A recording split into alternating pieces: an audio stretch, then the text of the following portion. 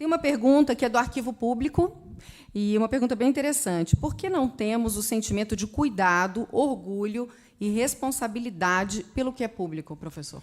Porque é aquela percepção, né, que eu lembrava antes, e muita gente imaginar que o público é aquilo que não é de ninguém, em vez de ser de todos.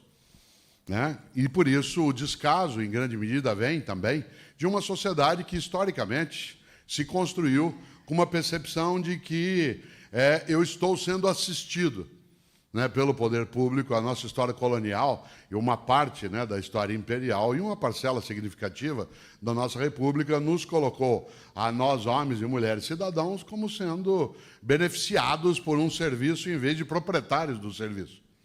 Haja vista que até hoje no Brasil nós usamos uma terminologia que é estranha em alguns países. Né? Você é chamado pela Receita Federal, né, pela autoridade de fisco do nosso Estado, de contribuinte. Sendo que um imposto é imposto. Ele não é voluntário. Não é assim, se você quiser contribuir, tudo bem, dá uma ajudinha aqui para a gente aumentar o caixa. Não, você não é contribuinte. Você não está contribuindo no sentido voluntário. Né? Dá uma contribuição. Em outros países, especialmente em um país de língua inglesa, o nome do cidadão é taxpayer, isto é, pagador de impostos. Aquele que é chamado de pagador de impostos, ele tem o serviço público e a atividade pública e o patrimônio público como propriedade. Parte de nós o tem ainda, mas não para sempre. Porque a gente muda aos poucos a mentalidade. A gente tem como sendo algo externo a nós. Vocês cuidam, tá? E eu vou ali para buscar. É tão sério isso que na área de educação, muita gente aqui atuou na área de educação e secretaria sabe disso. Às vezes, na hora da merenda, tem colega meu em educação, professor ou professora, diz assim, mas esse povinho, hein, come de graça aqui na escola e fica reclamando. De graça? Aquilo é pago e muito bem pago por meio de tributos diretos e indiretos. O cara compra água, paga imposto. Compra café, paga imposto. Pega ônibus, paga imposto. De graça. E ainda ameaça o filho. Fala, se você não estudar, você vai ver o que eu vou fazer. Eu vou te pôr numa escola pública. E é assim que a gente forma a ideia de que público é o degenerado. Por isso, claro, é uma mentalidade que a gente vai mudar. E, por último, dentro disso, é preciso pensar. Dá para mudar? Brasil não tem jeito. Cuidado. Há 25 anos, em 1994, quem aqui fumasse, e era o meu caso, eu era fumante também, estaria fumando durante a palestra. Aliás, uma parte dos auditórios tinha, ou no braço da cadeira, ou no verso, um cinzeirinho. Há 20 anos teria uma placa aqui dentro desse espaço escrito pede-se não fumar. Por favor. Há 10 anos a placa seria proibido fumar. Cadê a placa? Não precisa. A convicção interna e a pressão externa criou outra lógica. Há 25 anos apareceu a obrigatoriedade do uso do cinto de segurança. A maior parte, para escapar da multa, comprou camisa do Vasco da Gama ou da Ponte Preta. Hoje, você nem pensa na multa, você entra no carro e paf! Ou porque o carro não dá partida, ou porque ele fala, ou porque você está convicto, ou porque teu filho é pai, eu sinto. Vai mudando. Muda isso também em relação a essa preservação daquilo que é o nosso serviço, o serviço público. E aí? Professor, então vamos aproveitar essa questão aí do Brasil não tem jeito, não tem. Tem uma pergunta aqui, não foi identificada, mas se o otimismo ele é ensinado, ou a gente nasce com ele, e se o pessimismo tem cura? Olha que coisa boa. Sim, o pessimismo tem cura. Ai, que bom. É uma coisa boa. É só você mostrar. Aquilo que cura o pessimismo é mostrar, dar o exemplo. Fazer com que a pessoa tenha contato com aquilo que funciona.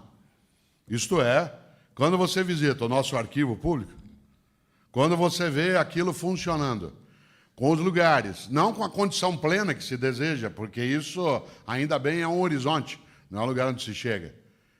Quando você mostra, por exemplo, aquilo que algumas estruturas de serviço público, elas têm ali um nível de excelência, a gente percebe que o pessimista pode ser que ele esteja apenas se recusando a praticar. Há muitos lugares onde isso é feito. Quando a gente lembra da nossa irmã Dulce, eu a conheci pessoalmente, tive essa honra. Uma mulher que, pequenininha e frágil, há meio século, pegava sua sacolinha na Cidade Baixa, ali em Salvador, ia até a Praça Roma, onde tinha uma feira de alimentos, e no final da feira pedia alimento para as pessoas doarem o que estava velho ou não tinha sido vendido. E riam daquela velhinha freira, dizendo, ela está louca. E ela fez isso durante anos. Hoje a obra dela atende 60 mil pessoas por dia. Começou com a velhinha, com as costas inclinadas, porque ela dormiu sentada durante 27 anos, né, ali. Bom, você mostra, funciona, né? Aí o pessimista diz, mas isso é porque era a irmã Dulce. Sempre ele terá uma desculpa para ser vagabundo.